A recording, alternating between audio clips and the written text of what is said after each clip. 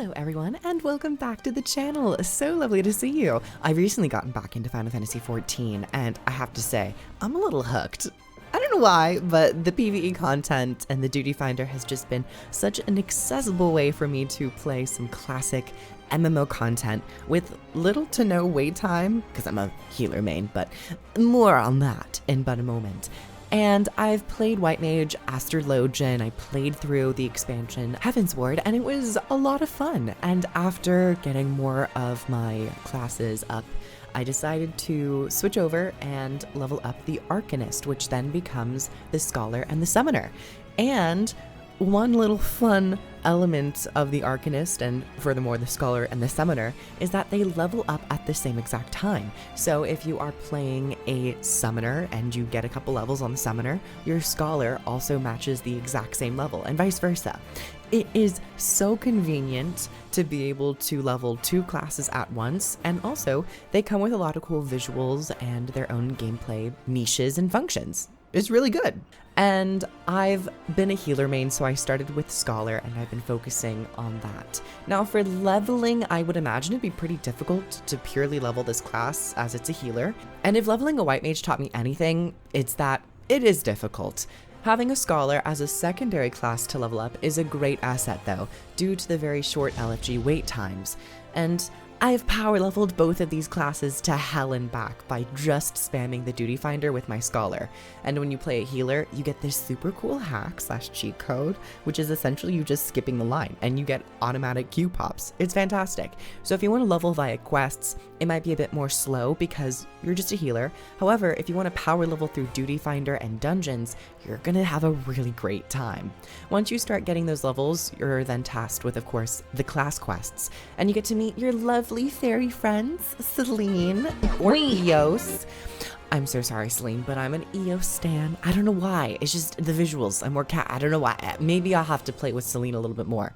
But these quests are, fairly okay. They're not going to be world-shattering, earth-shattering storylines, but they're there to pad out a class and give it a little bit more world building. And then I just got to the class quests for Scholar, where we have to fight these green peeps and purify them from poisons. Oh, that was fun to say. And then eventually I got to the quest which gave me the improved version of my auto attack. And now I get to broil some bitches. Suddenly everyone on the battlefield has turned into a nice juicy steak. And then as for group play, the big draw for the Scholar is being able to pop in as a healer and get those Qs. Though in a group scenario, how Scholar differs from White Mage, and more universally in Final Fantasy XIV, there are direct / pure healers to fix lost health, and then there are healers which focus on barrier and shielding. White Mage was that more direct pure healer, and Scholar is that barrier shielder.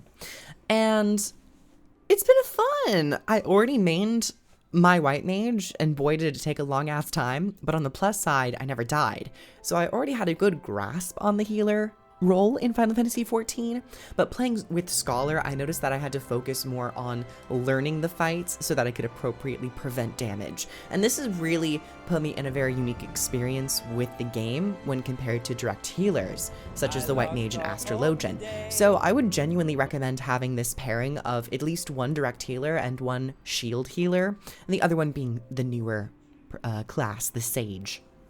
The one extra special unique function of Scholar is that your fairy acts as an active healer as well, with their own skills that the player can activate when need be, but also applying heals passively throughout the fight.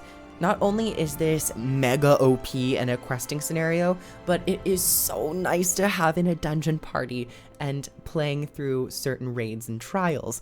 The fairy will provide a great deal of healing for the tank, as it just passively has healing going, allowing you to have more of a window to focus on using damaging spells, to quicken the dungeon, to cleanse certain effects on players, or to just reposition yourself while still being able to heal because your fairy's just like popping off that embrace. Good for you! Good for you, fam! And if you find yourself in sticky situations, you do have a few emergency buttons through your pet and some stronger heals at higher levels. But you're still a shielder first and foremost, so learning fights will become invaluable. But while maining Scholar, I have also been allowed to play the Summoner because once again, when you level 1, the others also leveled. And this was my very first DPS-focused class in Final Fantasy XIV. And it's pretty straightforward. I mean, it's a DPS. What more can I say? I mean, it's somewhat different because you have certain summons, which are really cool as well. I mean, the Summoner and the Scholar kind of share that motif of summoning. But for a Scholar, I imagine a main leveling run would go by a bit faster, as this is a DPS class and not a healer. However, you miss out on those instant Q pops you get as a healer when you want to do the Duty Finder. So, I still recommend for players to hop on over to Scholar if you want to get some early levels really fast. Summoners also gain their pet Carbuncle, which, funnily enough, is not based in lore where your uncle ate too many carbs. The naming was weird, I was really expecting that. However, where the Scholar Fairy is passively using skills while in combat, the Carbuncle just sits there staring at you, locked in their mind and filled with anxiety. It's only when you channel a spell over a duration, I believe it's called like Aether Flow? Yeah, I'm gonna stick with that unless it's wrong, I'll edit that in post. After a certain duration, they then transform into an eggy version of a primal and do one kickflip Giga Chad move and then go back to being anxious, locked in their mind. Very much a one and done type pet, but honestly relatable. I would personally love them to do something, bitch anything, when they're not in their eggy form. And I know they used to be able to attack and you could summon particular versions of the eggy primal, and they would function where I think like the Titan would be more of a tank, Ifrit would be that damage, and I'm not sure what Garuda did. I'm having a stroke. I'm not sure what Garuda did because I didn't actually play Summoner back in the day. I only really got into playing Final Fantasy XIV in recent years, post-change, but I have seen videos of what Summoner used to be, and I kind of like it when a pet is still somewhat active, even when you don't have direct control over it. It just feels weird having them out when they have nothing to do. They do nothing so well that it makes me question why they wouldn't just have the primal eggy spells be independent from the Carbuncle, just to free up hotbar space. It's not necessarily required, other than just being a visual entity that kind of differentiates the Summoner just a little bit. But I don't know. I don't know high-level Final Fantasy XIV balance, so someone in the comments is probably gonna just dunk on me saying, "You're stupid! You look ugly! Go read a book!" And then I will kindly oblige. But all in all, being able to level up 2 classes at one huge quality of life feature that's tied to the Arcanist, and is especially sweet knowing that one is a healer and one's a DPS. And this gives players extra options when it comes to group content through the Duty Finder. And as an MMORPG veteran, if you happen to be new, I highly recommend going into the Duty Finder and focusing on that. You get a lot of nice XP buffs.